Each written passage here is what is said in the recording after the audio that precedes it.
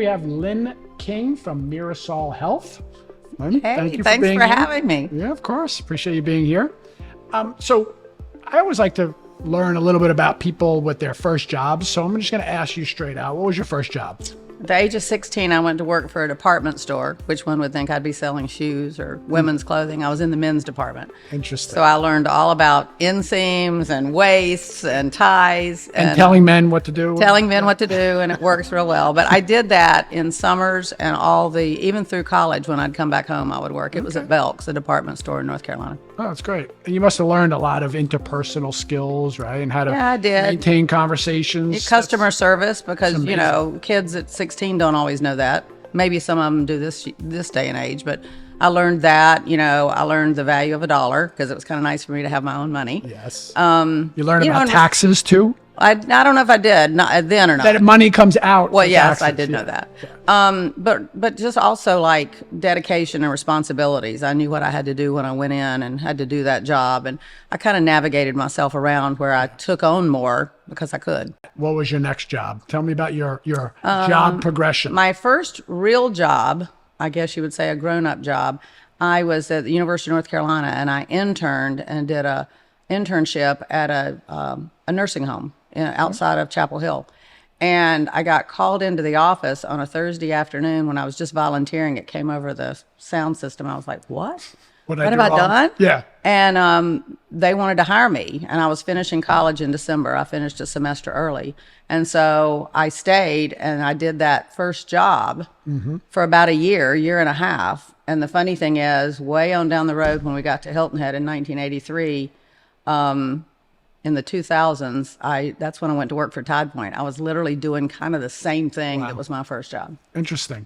So what was your first job? What was it? I was doing all the intake and social work and community outreach for this facility. So if your grandmother needed to get into that facility, you'd go through me, for me to get her from the hospital to rehab. Okay. So yeah, it's really funny. Nobody knows that because all the other jobs, I've had a couple of funny jobs. They're great, but people don't know that's what I did. What were some of the other jobs? Tell me that. Well, the most unique one, and people here for years when we moved here didn't know this until, I don't know, I guess I was telling them about it. But in 1980, when we got married, Kevin was trying to play the mini tours in Orlando, and I wanted a job.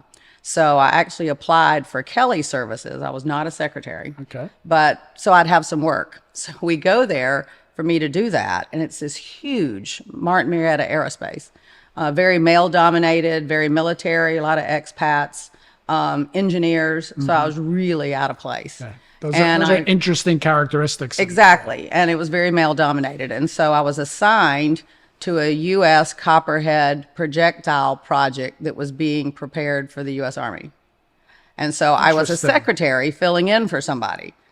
The way I worded, I clearly wasn't a good secretary, but they found out I knew how to write and do things. That was part of my major at Carolina. Okay. And so they hired me to do training modules that took every aspect of that projectile and break it down. And I'd have to take the engineering plans and write a script to teach modules so you'd know how to make this. And it was cross training. Wow. And I did that for about a year and a half and loved it, and I guess I did well enough with that. I got to do some travel with it. We'd go to all the subcontractors around the country. I got to go to White Sands, New Mexico and watch the test firings. Wow. And then I guess I got promoted into the international division of that, and which was a big feather, I thought, in my cap at the time. I still kind of do. Yeah. Can't believe I did it. But I was the major point of contact for anybody coming from military or civil service that was coming to Martin Marietta. Oh, is that right? Yeah, it's pretty cool. That's pretty impressive. But you don't do that in the Lowcountry. No. So now you're at Mira Health, and how did you wind up getting there? So for 15 years, I worked at Tide Point, going back to the nursing home situation. Yep. I worked at Tide Point, actually at the Broad Creek Care Center. And I was the point of contact. If your grandmother needed to come in for rehab or if she needed to live in assisted living, I was the one you came to. I took that job literally when both girls were in college because it was like, what am I going to do? It's the first time I'd had to do a resume in like 15 years. And I got the job and I stayed in it for 15 years. But I learned a lot about hospice care of the Lowcountry, the nonprofit hospice provider. And I would refer people there. But when I retired in 22, my dad had just died after being on service. So I had the professional and the personal. And I was asked to join the board of Hospice Care of the Lowcountry for 2 years. And then in December of 24, James Disman, the CEO, took me to lunch and said he didn't want to lose me on the board. And I was like, well, my term's not up. So what does that mean? And he needed a senior director of business development. So I came out of retirement, and I'm doing donor relations, strategic planning, all the events for Marisol Health. And we basically rebranded. So we are the very same place. We have more than hospice, though. So Marisol Health is the umbrella of everything that we do. And it was helpful because I'd gone through that rebranding as a board member. So wow. So it sounds a lot of the positions you've been in have to do with caring, and so where does that come from?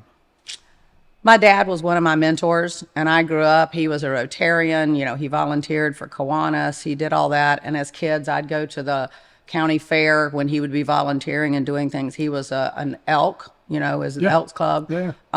He was a Boy Scout executive. He was an Eagle Scout. And I just learned service from him. And when we came here in '83, and we didn't have kids till '87, to get involved in the community, I was trying to do some nonprofit things, just kind of to give back. I worked for Seapines in the '80s, but outside of that, I wanted to give back. So nonprofits, I'd always been working with them to try to make a difference. And I'm still on the board of some nonprofits. And it's a way to kind of give back. And everybody that serves on a nonprofit board can't necessarily stroke checks all the time to help an organization, but your time and your talents and your treasures is what you give back. And that's what I tell people. I've even told people in the leadership program that, you know, you need to do that because that's the way to give back. Oh, definitely. So what qualities do you think is required in those positions, right? So you're on the board and you're doing a lot. What kind of qualities does someone need for that? Besides caring? I think networking is a big thing. Never forget who you've met and connect the dots. A lot of times you can be helpful to somebody just because they ask for needing somebody, and I might go, oh, you need to call Tom Dowling because I know him from so-and-so. So I think it's a lot of that networking. I think you have to have a fair amount of people skills. Everybody's not going to like you all along the way, but if you have the right people skills and you treat people with respect, I think integrity is a good thing. You want people to believe in you and some sort of leadership, because if you're on a board, everybody's got a role, but somebody has to kind of try to get it forward, or you're just going to keep having meetings after meetings after meetings. Oh, yeah. And some people love meetings. Yeah. So you know what my definition of networking is? And I tell my kids this, it's doing something for someone and expecting nothing in return. That's absolutely true. It's absolutely true.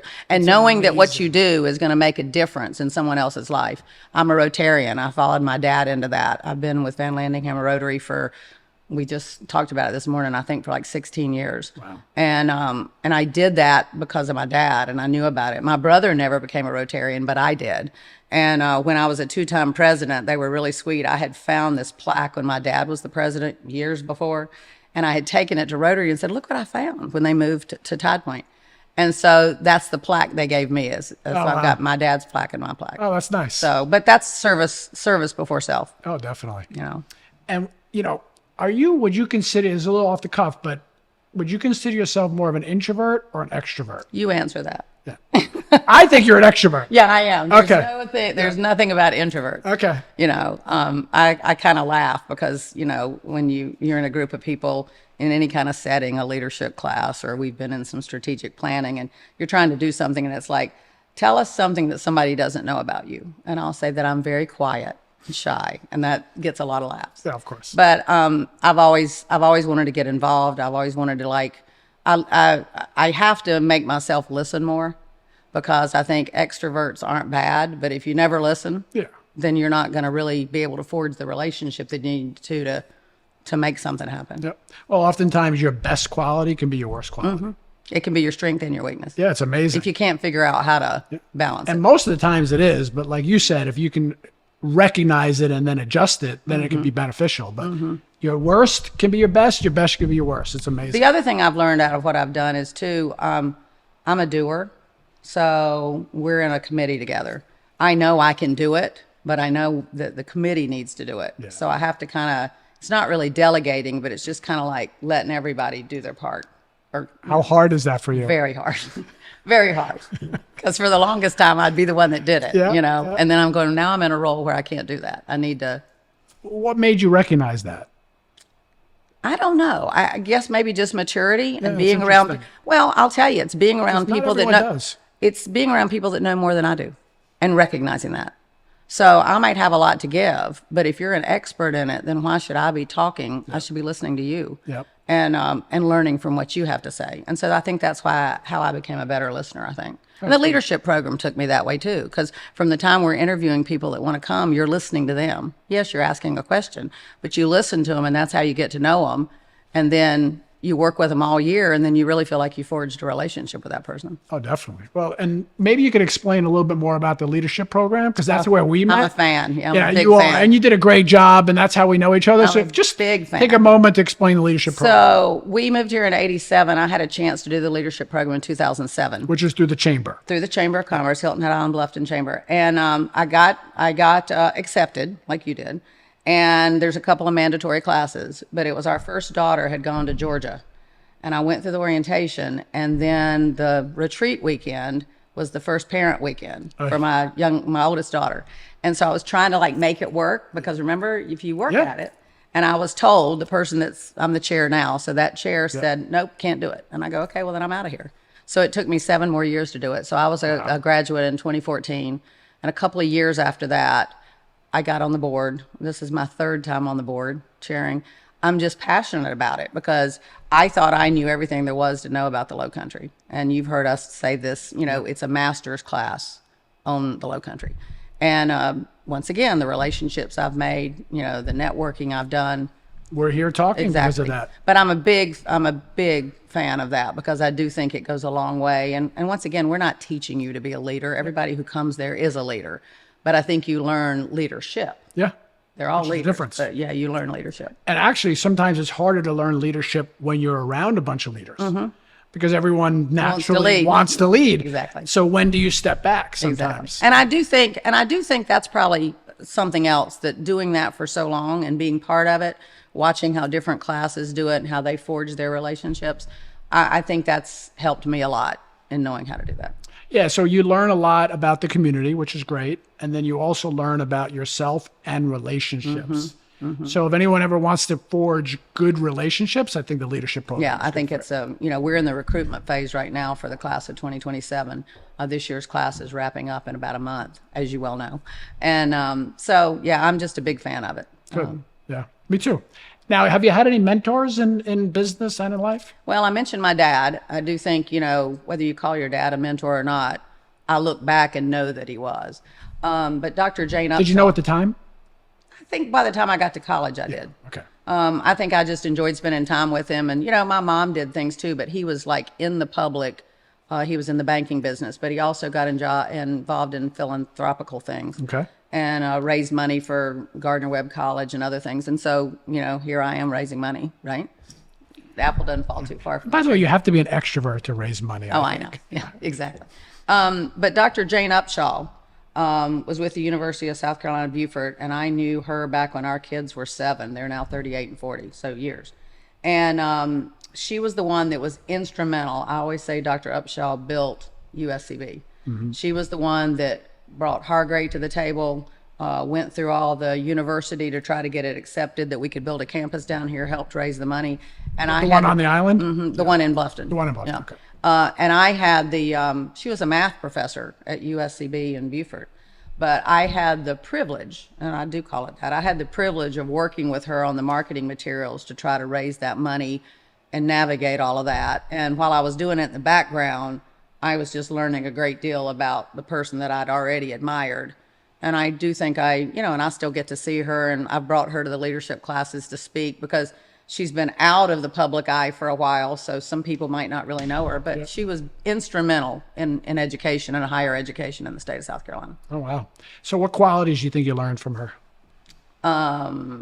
Perseverance. I watched her work relationships, not in a bad way, but being able to You have to work relationship. You work relationship with your spouse, with everyone. Sometimes you do. Yeah. Sometimes you don't. If you want it to work. Yeah, exactly. But the people skills she had and trying to like know the message that she needed to tell you when she was sharing what was important to you, what was passionate to you, that was going to bring you to the table might be different from what if you're talking to a banker, Yep. right? You know, it might be. And you got to read that. And you have to read people. Yep. Read people and know which way to approach them. Yeah, I agree. So I think I learned a lot about that, and she's just still a dear friend of these days. Okay. So what would you say was there any in your career in general, any aha moment that you learned that you could say to someone, beware of, or, hey, this is where things changed for me, or something? Well, I think the aha moment we already talked about. I think when I realized I was in that Martin Marietta aerospace field, as young as I was out of college, I found myself being nervous being there, but then I realized that they valued what I did. And so I went, so you can learn something new. I mean, who knew I was going to graduate with a psychology degree and then end up working for an aerospace company? And explaining and teaching engineering concepts for whatever I it had may to be. understand the engineering concept to write it so that the person we're training knew how to do it. And it was just it was a big opportunity. But I do think as young as I was, that was kind of an aha. And maybe that's what gave me the oomph to be able to keep going and doing things and not worrying about trying something new. Yeah. So. Okay. Well, this is a podcast about wealth, right? And defining wealth. Yes. So we always end off with, so what's your definition of wealth? What was it when you first started working, right? So when you were doing the men's store until now, has it evolved? I mean, yeah, it's evolved. I mean, you know, wealth and money is important to live, you know, but I think wealth is more than just money. I mean, I think wealth is surrounding yourself with other things that help your quality of life. Certainly it takes money, you know, to be able to do some things, but you know, it's your relationships, it's your family, it's your community. It's being a part of something bigger than yourself. And you can do that without money. You just feel better if you can afford to go do those kind of things. Yeah. So I think it is, but it's worth more than money. Yeah. Yeah. So it's developed into relationships for you, and that's probably why you're so involved in the community and all that. Yeah. It's gratifying, and you feel like you have made a difference in somebody else's life, and you don't have to get paid for it. Yeah. So I think that's why I still get back. Good. Well, listen, it's been great having you. I Thank you for appreciate it. having Thank you me. for coming Thanks in. so much. Yep.